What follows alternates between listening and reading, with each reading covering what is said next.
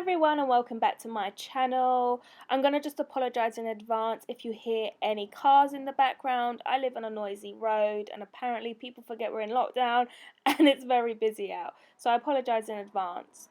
If you have seen any of my previous videos recently, you would know that I have been in a very bad place. I've been suffering with depression for the last few weeks, and basically I am just trying to get my life back together one day at a time.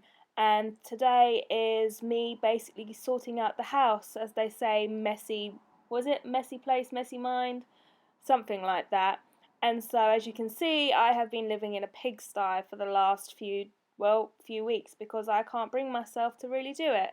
So here I am, deep cleaning my kitchen, as this was one of the worst rooms that was, suffering from mess.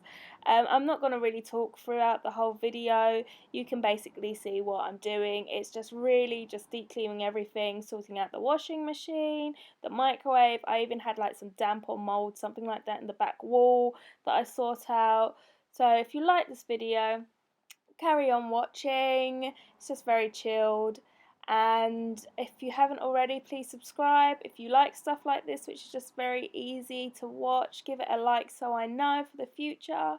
And I shall see you next time. Bye.